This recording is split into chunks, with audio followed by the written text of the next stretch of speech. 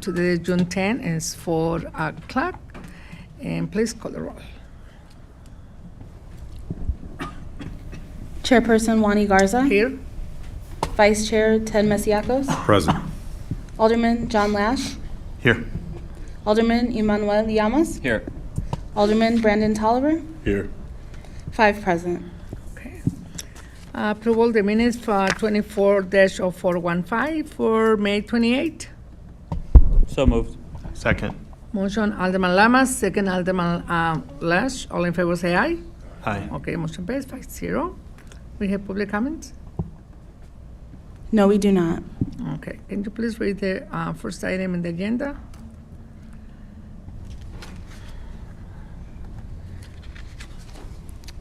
Item 24-0401, a resolution authorizing the Director of Purchasing to execute a change order to the existing contract between the city and H.R. Green for Broadway Avenue. Good afternoon, Jason Bauer, Department of Public Works. So this contract, we started the work on Broadway and Galena and New York in like 2017. So the scope of the project is taking the last 2 sections of Galena and New York and converting them from one-way to two-way streets. And in conjunction with that, the project was expanded about 2 years ago to include the streetscape improvements on Broadway. We were fortunate to get a $3 million grant.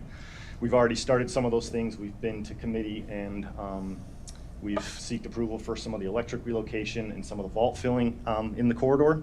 So I would say for about the last year, we've been going back and forth with IDOT. Broadway Avenue, as you know, is Illinois Route 25. So anything we do on there needs, any excavation work we do requires permits. And actually a section of that Kurt's gonna be talking about in a little bit.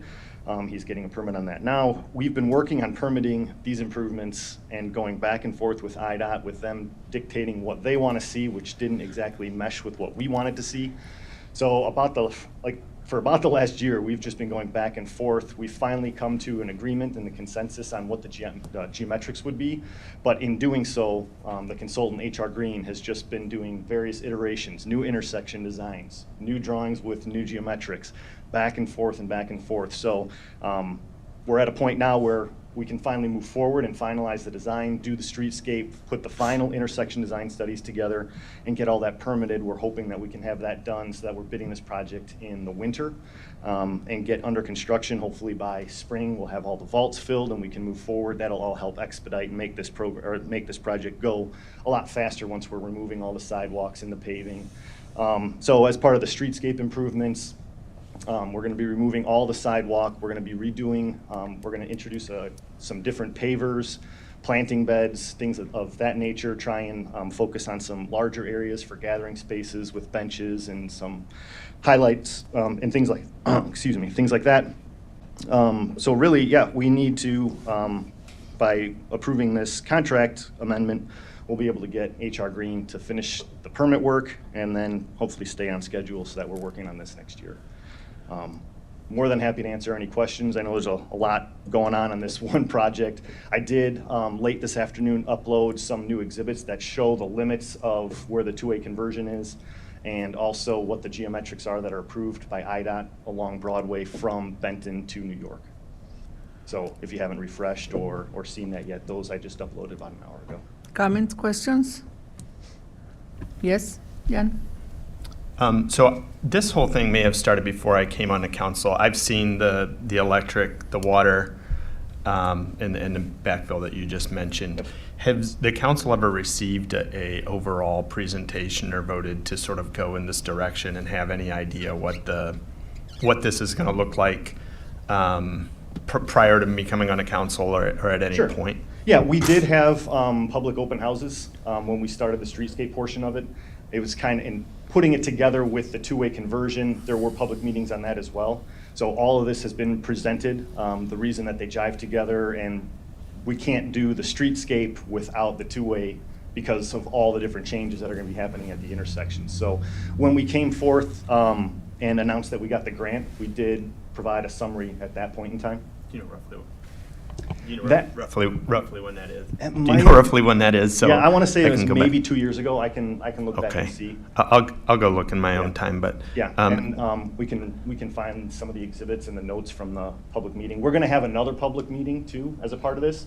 Now that we didn't want to show anything to the public with final details with IDOT saying, no, you're one lane in each direction here. You can't have 2 lanes here. No, you can't have this parking. Yeah, you can. So everything was pretty high level, and we're finally at a point in time where we're going to circle back. We're working with, again, HR Green right now. We're selecting different pavers and things like that. So we're going to put some new exhibits together and then have that open house to get comments and input. Okay, and then one of the big questions that I have on this is how are we going to reroute traffic? Not just temporarily, but if we're slowing traffic down and removing or reducing parking dramatically, we're going to see, it's a very busy street. We're going to see traffic go through one of the neighborhood streets or have to be rerouted through 31. And I have questions, do we have to improve one of those roadways as well and be somewhat forward-thinking on that? Not from a capacity standpoint. There will be improvements on Route 31 as we're doing the signal work out there at Galena and at New York. All the modeling that we've done, all the intersections, based on, again, all the work HR Green's been doing, all the modeling that IDOT's had to approve, they only approve things when we get to a certain level of service, and everything is acceptable. That's the intersection design studies. That's what we're working on currently. That's what's in review at IDOT. And they're okay with all the capacities and the levels of service. So all that is being looked at rather extensively. The capacity for short-term rerouting or capacity long-term? Capacity long-term. Okay. Yeah, we project forward, so we're actually using future traffic estimations, not just what's there today. So all that's a part of the IDS. Okay, and then I guess are we going to have raised sidewalks?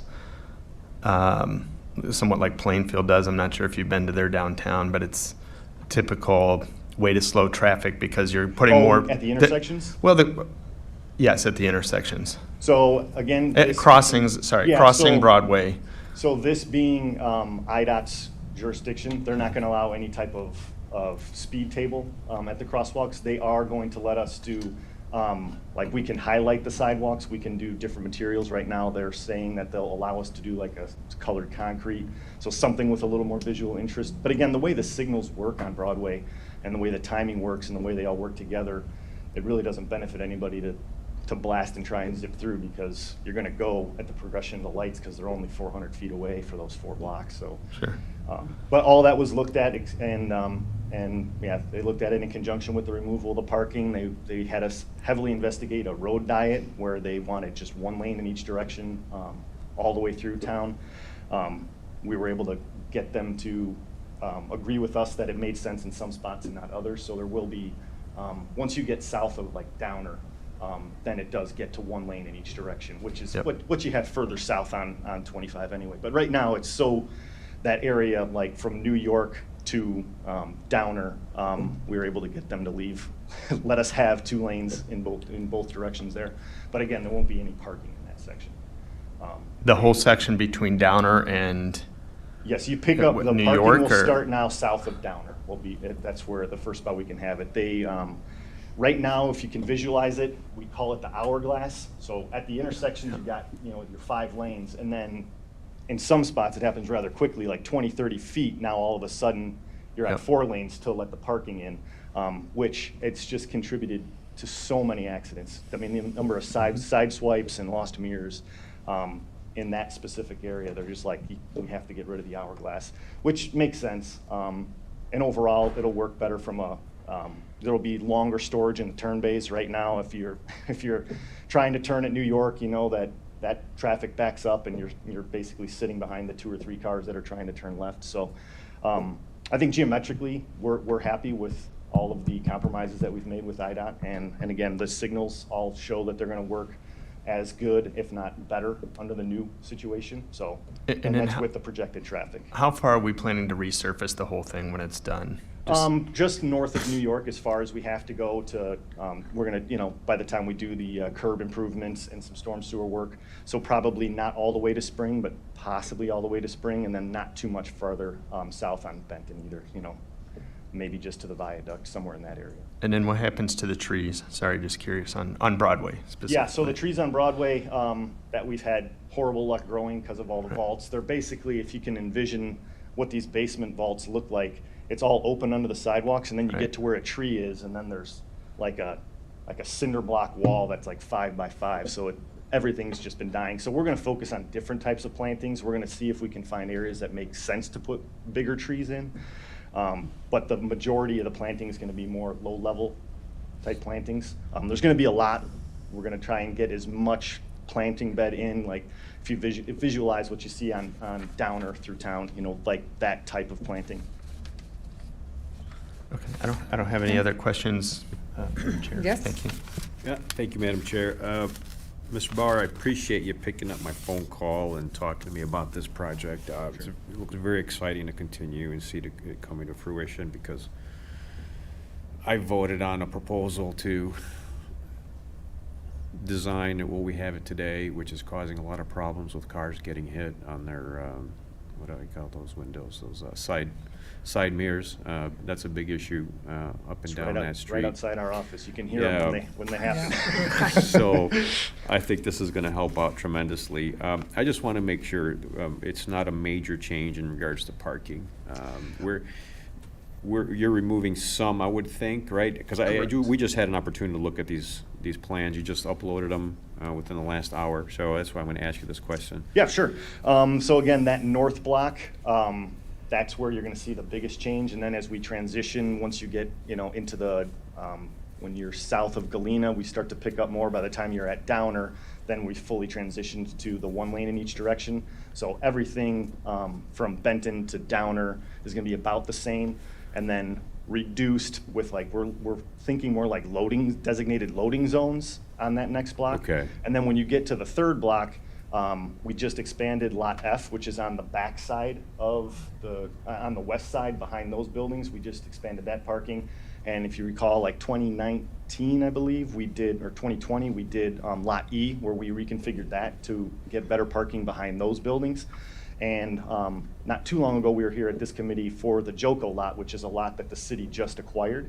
We're resurfacing that now too, so that's gonna introduce about 60 new parking stalls. So in net, when you take all of those parking lot improvements, when the Joko lot is done and resurfaced and we're finished with that project, there'll actually be more parking in this, Okay. area. And that's at Okay. LaSalle and Galena. Yeah, well, whenever you make a change like this, there's always challenges. Yeah, I mean, yeah. we hear it in our community meetings. Yeah.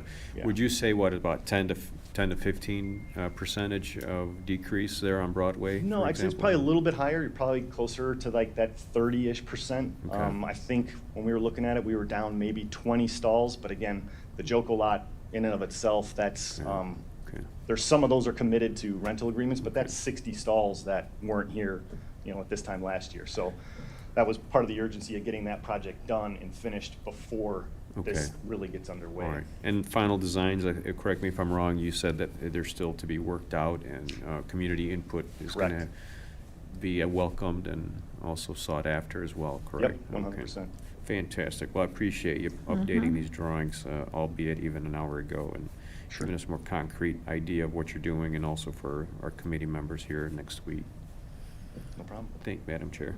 Yes, Jan? Thank you, Madam Chair. Just quick follow-up. Do you know when the hearing will be, roughly, ballpark? Not So we anybody just to it. got some sketches over to HR Green with some of our new thoughts to have them put together. So I'm thinking they're gonna need about a month or so. We're also working on final material selections to put in front of people so they get an idea of what the different things are gonna look like. So I would say we've probably got a month and a half of work, so sometime this summer for sure. And one more follow-up on Alderman Masiakis' comments. I know that, I know what you said about the LaSalle Street parking, but the taverns also experienced a decline in parking because the terminal building is taking up their parking, and then if they lose more street parking, I think that's going to be problematic. So it's a little, I know there's parking behind on Right. Spring and, whatever, behind Yeah, the Fire Museum. Yep. Mhm. But it's an issue that I know that they've raised.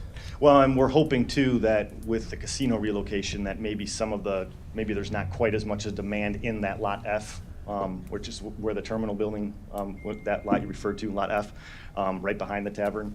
We're hoping that some of those spots free up a little bit more now that, the casino patrons won't be using those. And then there's parking, on New York Street that we're hoping gets a little easier to come by, so. Thank you, Madam Chair. Okay. So moved. Motion by Gann-Lash. Second, Alderman Tolliver. All in favor, say aye. Aye. Motion passes 5-0. Thank you. Next item. Item 24-0417, a resolution to award the Broadway Avenue Sewer Separation Project located in Ward 2 to Berger Contractors Incorporated in the bid amount of $1,094,089.25. Good afternoon, Kurt Muth with the Engineering Division. This is somewhat related to the last item.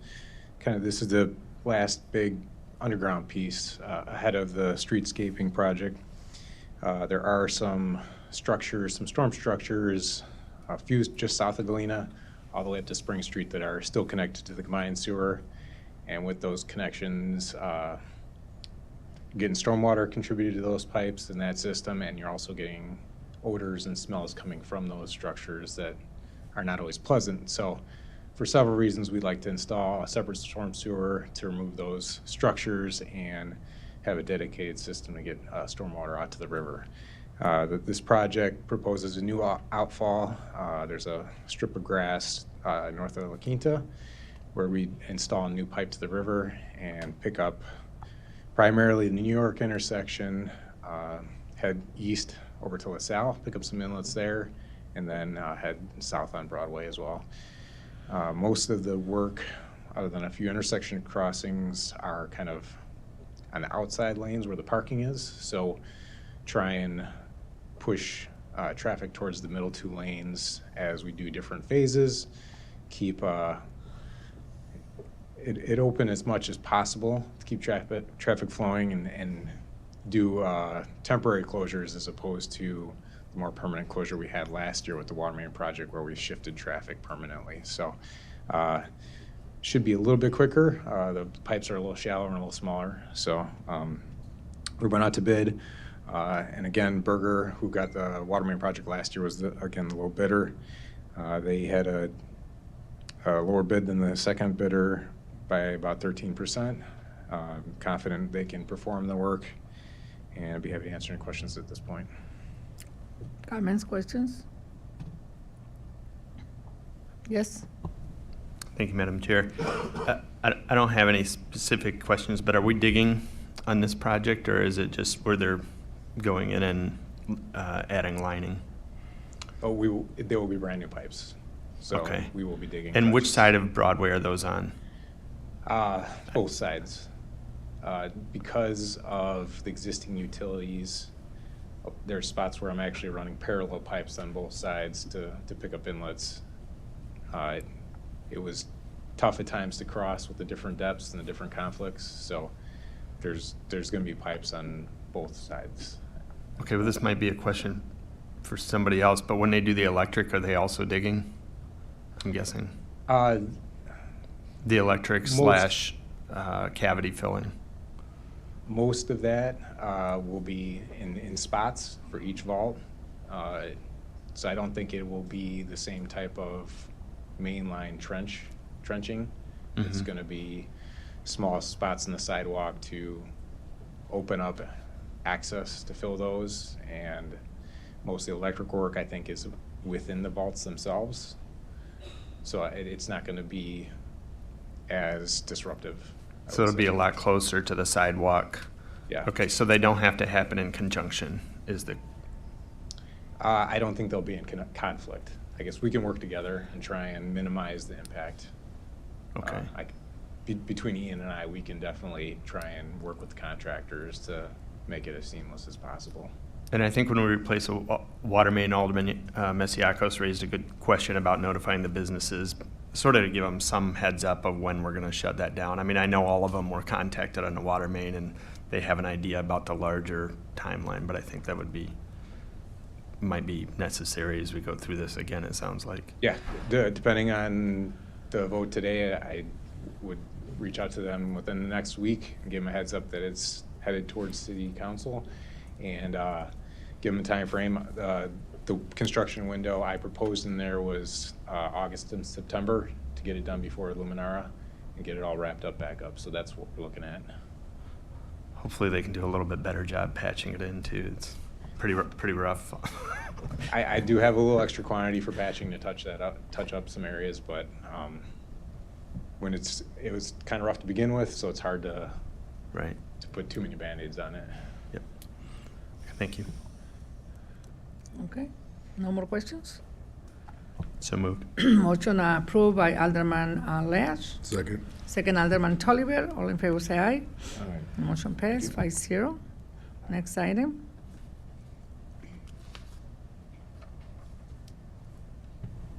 Item 24-0434, a resolution authorizing the Director of Purchasing to modify the contract values previously awarded to Graybar Electric and Volunteer Supply Industries, LTD, to a combined amount not to exceed $225,000 for the purchase of lighting materials for various locations throughout the city.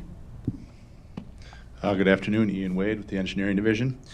Yeah, so this is basically revisiting an item that we brought forward a month or two back. We had gone out to bid for our routine purchase of lighting supplies, as we do each year, basically to allow our electrical division to make repairs throughout the city, be it to knockdowns or fixtures that reach the end of their usable life and need to be replaced. As part of that bid, Graybar Electric submitted a handful of products that were not the same brand as what we had specified. During an initial review by our electrical division, it seemed that these items were acceptable and feasible, so we did elect to accept these, and we did award accordingly. However, when we took receipt of a sample of each of these products, it became evident that two of them in particular, one was one of the historic lighting fixtures, and the other was the stress-crete precast concrete poles. Were not quite compatible with the rest of our infrastructure. The fixtures were not compatible with the mast arms we had, and the stress-crete poles actually had a different number of sides. And that wasn't evident on the submittals that they had provided at the time. So basically, we're just looking to go back to awarding the two products of this type that had been originally specified that we know are compatible. We were fortunate that among the two contractors that we had awarded to originally, the other contractor, an Aurora company, Volunteer Supply, was the second lowest on that item, which would have made them the lowest for these specific products, the ones that we wanted. So basically, we're just looking to rearrange the purchase a little bit to allow us to go back to those two of that type. Take any questions? Questions? Yes, Jan? I love how you guys look at me. Uh-huh. So I think I asked this when we went over this agenda item last time. We install it. We're just packing inventory. That's correct. This is just material purchase. Okay. Where did we purchase the historical lighting and the concrete stress precast prior? I believe last year's contract was held by Volunteer Supply Industries, so they had been a vendor in the past. I think we had a few other vendors in the past as well, but I believe last year's contract was with Volunteer Supply. We did end up awarding that alternate to Graybar because it was a bit cheaper, and based on the cut sheets, it looked like it would have been good enough. But then, like I say, we hadn't made the purchase yet, but they provided us with a sample of each, and then it became evident that these two specific items were not correct for our needs. And we've got samples from Graybar as well. Yeah, the ones that didn't work were from Graybar. So the I'm ones sorry, we that got samples from Volunteer Supply. So it's the exact brand that we'd bought in the past. So I can talk to Scott Miller in electrical and see if that's typically how they go. I know we do have a lasting relationship with Volunteer Supply. And like I said, it is this exact brand and exact product specification that we'd had in the past. So whereas there'd been a little unknown with this new brand that we were going to try to incorporate for cost savings, we're very confident in the previously established brand that Volunteer provides for us. Okay, and then my only other concern on this is I did go to the Secretary of State's website, and Volunteer Supply is not, I think, not listed as being in good standing. I can definitely take that up with So purchasing. I wasn't aware of that. If we could dig into that a little bit. Okay. I guess, and I'll be honest, I kind of find it, there's a company that's been around since 1925 Yeah. that's supplied a lot of electric, and they can't find or get us what we need.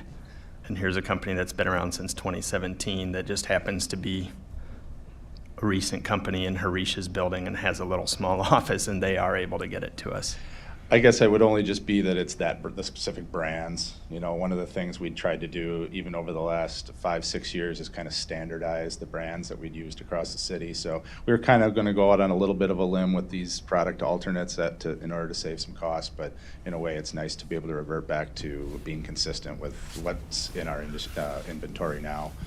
In terms of how long they've been around, I'm not sure. And in terms of their standing, not to speculate, but it could be something as simple as an administrative filing. It's probably a filing, I'm sure. So, and with it only being a material purchase, there's less variability. There's not really a service component quite as much as well. So we're confident. So when the historical poles are hit by car, so it's possible to fix it, or they have to replace for new one? Likely replaced. I mostly just do the purchase for them. I'm not sure of the daily logistics of Because what we the don't have electrical division extras, no? does. We but don't have extras in case? we do, yes. Oh, yeah? Yes, and that's what this purchase is. It's basically to stock in our inventory the Uh-huh. extras we need so that we can react in a timely manner and get them back up. Be it the pole, be it the fixture, or the pole and the fixture. We try to keep stocked all that, the handful of, from the Cobra heads on the busy streets to the decorative and some of the historic neighborhoods we try to maintain. We have updated them all to LED between new LED fixtures and retro kits over the last 5 years. So yeah, we just try to keep them all stocked and ready to go as needed. Okay. Yes? Madam Chair, thank you. Timing is my question. When was it decided that we were going to change the specifications?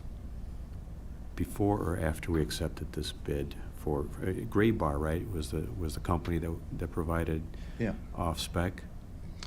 Yeah, it wasn't so much that we were changing the performance specifications. It was more or less just that we had put into the bid documents that we allowed bidders to submit product alternates Okay, for our all right, pre-approval. okay.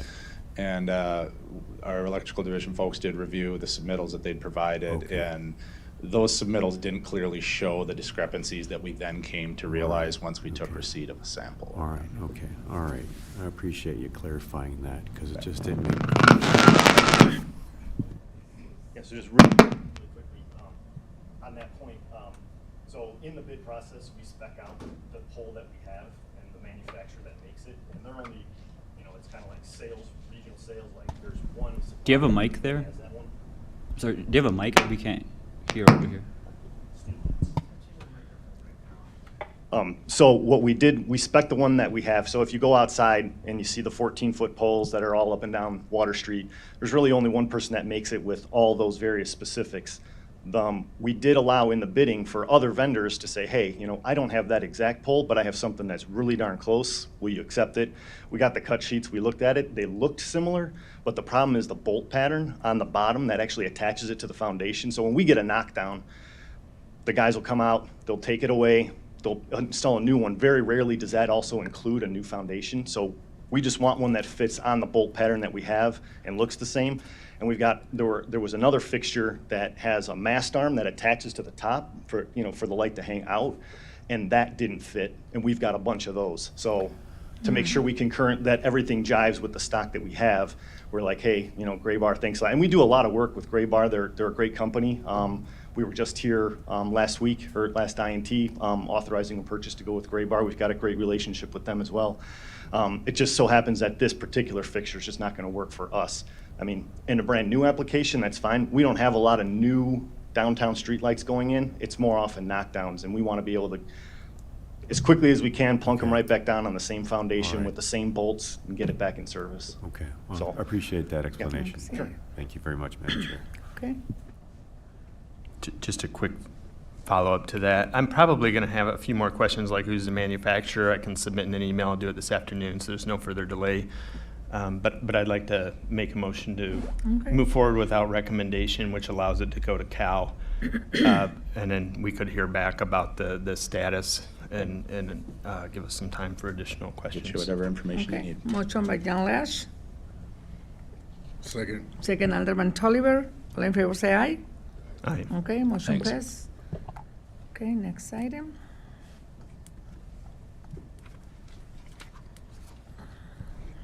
Item 24-0436, a resolution authorizing the Director of Purchasing to process a change order to the agreement with Ratio Architects LLC for the River Edge Park Phase 2 expansion PSA in the amount of $440,200. Good afternoon, Jason Bauer again, Department of Public Works. So I think we came to INT with the ratio contract maybe late 2023. I think we were still up on the 5th floor. So it was definitely about a year or so ago. So we went through a QBS process at that time. We selected Ratio to do the design of the park expansion. At the time, what they had based a proposal on was designing the 7,200 square feet of what we thought, not really knowing much about music venues. I'm a civil engineer. I don't really profess to know much about music venues, but I'm learning a lot. So anyway, when we actually went through it and we started to do to start putting the schematics together for what these facilities were actually going to look like, the bathroom grew exponentially, because if we're not going to get it to a point where we can get rid of all the porta potties, it really doesn't make much sense to do the bathroom facility. The beverage pavilion also grew in size, and they came up with a really cool concept where you can get access to the top of it, and it's ADA compliant. It would be kind of like another sky deck area, the sky deck being that, like the VIP area off to the northeast corner in the park. So we really liked all those ideas. And then the backstage building, I don't know where the initial scoping came from back it was before I was involved in River Edge Park. But when we actually sat down and put all those pieces together, it's like, well, you need bathrooms, you need this, you need a green room, you need, where's the security office, where's IT's needs met. So everything just kind of grew. So Ratio, again, they've been doing a great job coming up with all these different ideas, and we're excited to bring those forward. We're planning on, once they get a little bit further along, we're planning on coming back and doing a presentation, show everybody where we're at. Some of the stuff I've seen is really, really nice. But we want to make sure we keep them on schedule. The goal right now is to be working on the backstage building as soon as this fall, right after River Edge closes down, in that time window when the concert season's over and we haven't started Kindle. We've been working very closely with the Kindle market people to make sure that they're okay timing-wise and location-wise with everything we're going to have going on. There was actually a meeting there this morning to go over what areas in the backstage are going to be affected, and they think they'll be just fine.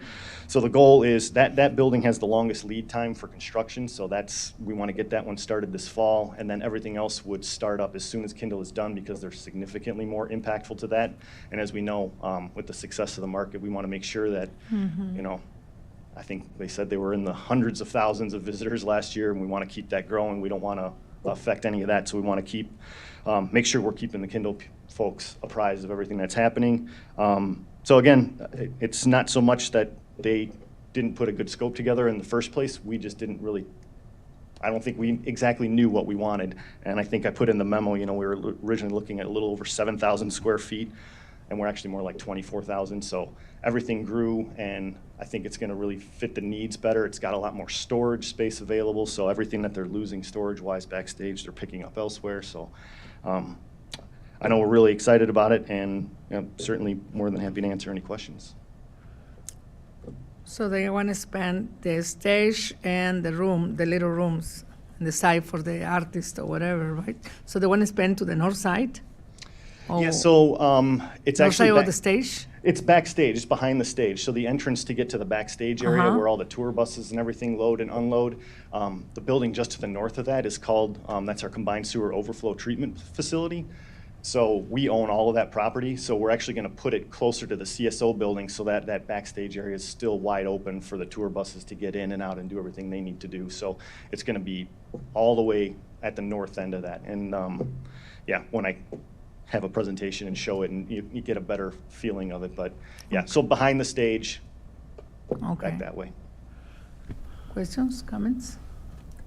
Ken? Yeah, Madam Chair, thank you. Mr. Bauer, again, thank you so much for taking the time to discuss with me this resolution beforehand. I would say this, after a little bit more thought, maybe even a block diagram Sure. after the comments from Madam Chair. Sure. Of an aerial about what you're talking about. I mean, I don't want us to be thinking about approving this. Sure. It's not totally in the blind. We know we've had a presentation before, and I'm looking forward to that presentation at COW discussed, and you briefly mentioned upon a little while ago in your presentation. And I thank you very much. River Edge Park is very, very instrumental. I remember being at the ribbon cutting when I first became an alder person here in Aurora, and it's really grown leaps and bounds since then as well, way above and beyond, I think, anybody's wildest imagination. But nonetheless, my next question is, and I don't think you can answer this one, is maybe legal or purchasing, but I don't think it's purchasing here. Do we have an AIAB 41 agreement with Root? Because they reference it on their proposal. Yeah, I didn't get enough time to look into that. I know you had mentioned that earlier. I have not looked back to see what the original format of the agreement was. So, I know someone's here from purchasing, or maybe even legal. Do they have any Maybe you have idea. recollection about that? And the reason I ask is because usually, going with a consultant's agreement doesn't really make. I just want to make sure we're covered and it's all taken care of, proposal-wise with Yeah. Root. Yeah, I'd have to look into that. I'm not sure. They the terms and conditions that are with the original contract, those were provided to them from our legal department. Legal reviews all our contracts, and they're the one, and we get, so it might be ratio standard agreement, but we go through it and we make sure it has all of our general terms and conditions included. And that happens on every contract that it has to happen before it even gets to a Legistar. Sure. I just want to make sure we're working on that. That's all at this point. But I would think that we would have one already in progress, and it's just be an amendment to it. So it's not the end of the world. But I'd love to get some feedback from whoever can provide it, maybe even legal. Yeah, we'll talk to down the legal. road, and Sure. verification that we're moving forward in the right direction with this. So excited about the project. Excited. I'd love to be in your shoes, seeing it work, and as an architect and being involved in it. It's got to be real exciting for you. That is, it's fun. It's been a Yeah. fun process. That's And the the key part. Jumbotrons went up last week, so they'll be. Oh, that's exciting. Should be up and ready to go for this season. Excellent. Thank you so much. Thank you. Yes? Just a quick question. So this is going to be discussed at Cal. Is that what you're saying with Yeah, perhaps I don't know visual? I don't know that they'll have enough ready for me to do a full-on presentation next week. But I was just, when I was talking to Alderman Masiacos earlier today, I said that our goal is, once they actually get us something that's presentable, that we wanted to come and show everyone all the hard work that they've been doing. Okay. I guess one other thing I'll add, I mean, I discussed this a little bit during the budget discussions about what I believe we need some sort of walk bridge over Broadway. And I'll bring it up if it is going to be discussed at Cal, because I think we spend a ton of money on probably police overtime regulating that intersection. And I know that a walk bridge is going to need long span, but perhaps there's a creative way to put a spiral elevation or a perpendicular. I know ramp the or police have something like mentioned that they that. would like one too, so, yeah. It's something we can definitely look at. I think it needs to be brought up in a discussion for long-term planning for this facility. Yeah. And excellent job coordinating everything with the complicated schedule. Thank you. Thank you. No So- more questions? So moved. Okay. Motion by John Lesh, Second. second Alderman Taliber. All in favor, say aye. Aye. Motion passed, 5-0. Thank you. Next item. Item 24-0437, a resolution to award a 3-year contract with 2 optional 1-year extensions to Semperfi Land Services LLC in the amount of $98,644 per year for the landscape maintenance of rain gardens and miscellaneous storm BMPs project. Good afternoon, Brian Witkowski with the Engineering Department. This is a annual maintenance contract that's been in place for, I think this will be like year number 9. The previous contract was for 3 years. We chose not to renew for the next 2 following years. So this was rebid, and Semperfi won the bid. We are excited to work with Semperfi. They had the contract in previous years, and staff was really happy with the performance that they did. We did add a couple locations at Phillips Park to the contract, just to kind of consolidate all of the native landscaping maintenance contracts that we're doing throughout the city. So that's why you kind of see when you look at the financing, part of it's paid for from the Phillips Park account. But other than that, this is kind of a annual maintenance contract that we've had in place for quite a while. I'd be happy to answer any questions anybody has about it. Okay. So they do only the maintenance and landscape and the rain gardens? So they've already been installed and designed. So kind of if they're removing plants or doing anything else like that, it's just called maintenance of these rain gardens. Because they're not installing any new rain gardens, all the work that they do would be called maintenance. Yeah. My question is, because sometimes I saw some rain gardens with the plants, yes, but they have a lot of garbage also. So who is responsible for clean up the garbage? That is there? also, removal of garbage is part of their contract, yeah. Oh, okay, is my question. Yeah. All right. Thank you. Yes? It's sort of a follow-up to her question. How often do they maintain? I know they plant in the spring, probably remove in the fall or something, but other than that? It depends, but they are doing at least one maintenance per month of every location. Okay. Whether that involves planting or burning or doing something else, they are touching every rain garden once per month. And when did what did we do to those before we started going outsourcing this? Did we maintain them in-house? Did we plant? We always maintain these out under contract from I outside thought it said sources. they went in 2012, and then in 2016 we started putting it out. That's why I asked that question. I'm not sure what we did between 2012 and 2016. I know that we had Semperfi under contract for I thought was for 5 years, and then three years with Cox Landscaping over the past 3 years, and then back to Semperfi for this one. Thank you. No further questions. Madam Chair, I believe the Yes. contract was let around 2013 for the rain gardens as well, to start doing that to some degree. Because I remember I came in, it was just approved before I got sworn in 2013. So I don't think there was much, plus there's some growth that needed to happen too once all the work was done, the separation part, so. and things Yeah, flowed I would in, anticipate so that the original it's was just, the installation and construction right. of them, design, installation, Right, construction, right, and right. then maybe that original contract included some maintenance for a certain amount of time to make sure that all of the plants were growing and healthy, and then turn it over Right. to a maintenance contract. Right. That would help fill in the gaps between 2013 and 2016, when they started being taken care of, I would say, too, as well, so. Okay, but, yeah, throw in Phillips Park, you pretty much get my favor into this contract, I can tell you that much, but.